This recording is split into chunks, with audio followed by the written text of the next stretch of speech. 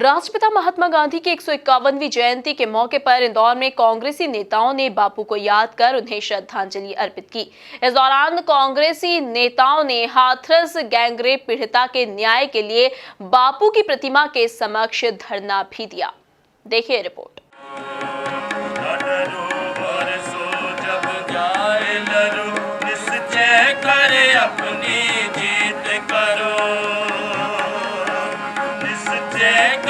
अपनी जीत करो, सिवा पर मोए है, सिवा पर मोए है, शुभ कर मन ते कब हो न डरो,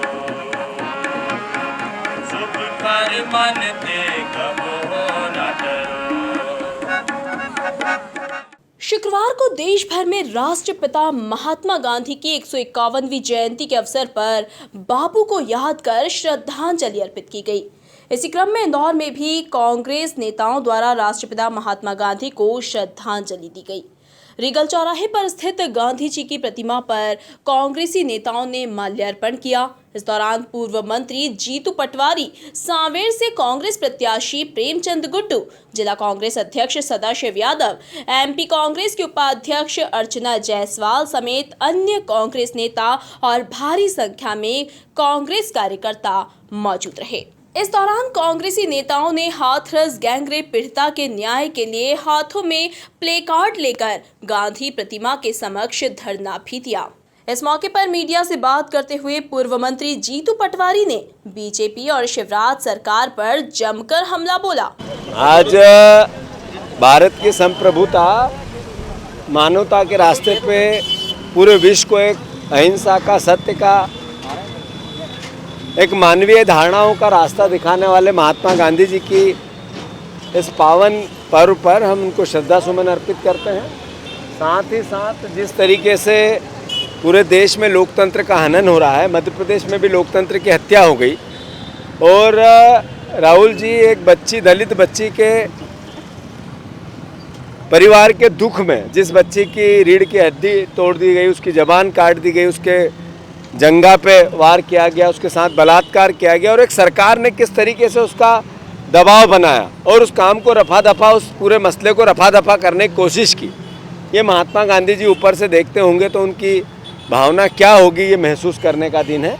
मैं मानता हूँ कि प्रत्येक भारतीय जो मानवीय धारणाओं को जीता है, जो इंसानियत को सबसे ऊपर रखता है, जात और धर्म से ऊपर देश को मानता है, वो आज महात्मा गांधी के इस विचार के साथ उन लोगों की निंदा भी कर रहा होगा और ऐसे लोगों को सद्बुद्धि दे, इसकी प्रार्थना भी कर रहा है। 100% भारतीय जनता पार्टी का मूल विचार उन्होंने एक धार्मिक चरस पूरे देश में दे रखी थी।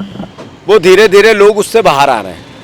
आप कुछ बात हो, नौकरी नहीं है तो धर्म की बात करो, व्यवसाय खराब हो गया धर्म की बात करो, अर्थव्यवस्था खराब हो गई धर्म की बात करो, आप किसी प्रकार की कोई समस्या देश में है उसकी बात नहीं करना और धर्म की बात करना। योगी जी के राज में मध्य प्रदेश में रोज एक किसान आत्महत्या करता है।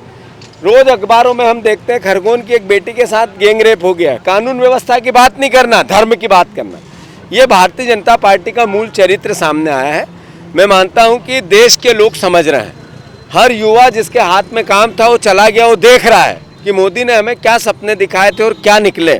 मैं मानता हूँ देश चिंतित है, परेशान है, दुखी है और इन सारी परिस्थितियों में देश एक नए रास्ते की तलाश में।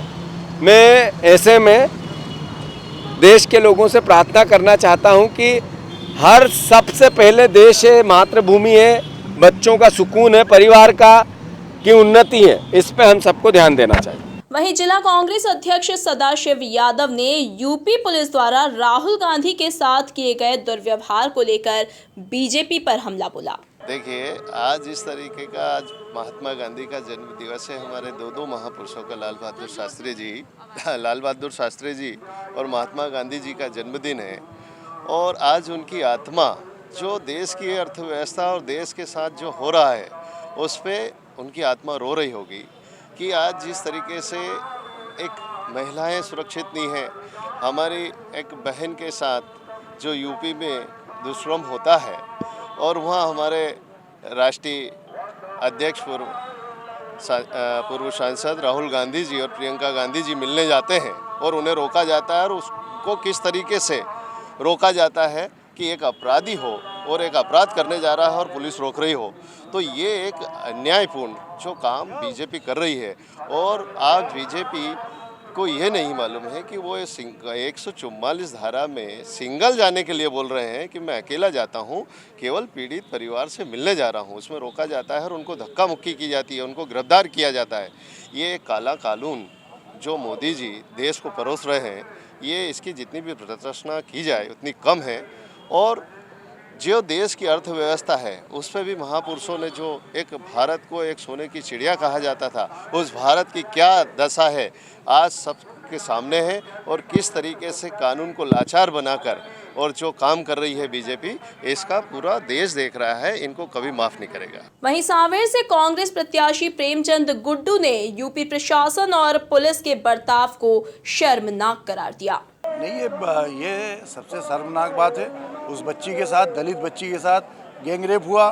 गैंगरेप को छिपाने के लिए उसके ज़बान काट दी गई, रीढ़ की हड्डी तोड़ दी गई और 14 दिन तक अलग अलग विभिन्न अस्पतालों में पटक के और रात को पुलिस ये क्या छुपाना चाह रही थी, क्या बताना चाहिए। उसकी बॉडी तो उसके परिवार को दी जाना चाहिए थी, लेकिन संत योगीनाथ ने, जो शर्मनाक मुख्यमंत्री ने जो काम किया है वहाँ पे दलित बच्ची के साथ, जिस तरीके से व्यवहार हुआ है उसके परिवार के साथ, जिस तरीके से कलेक्टर उनको डरा धमका रहा है, ये सबसे इस देश की शर्मनाक घटना है।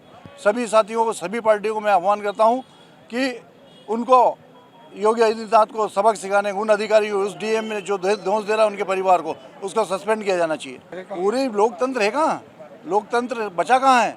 यही तो संविधान बचाओ, इस लड़ाई में हम लोग शामिल हुए हैं। संविधान बचाओ, संविधान नहीं बचेगा तो ये देश नहीं बचेगा। और ये आपके सामने परिलक्षित हो रहा है कि किस तरीके से संविधान को तोड़ने की मनमानी, रात को 2 बजे 100 को जला दिया, परिवार को देखने नहीं दिया।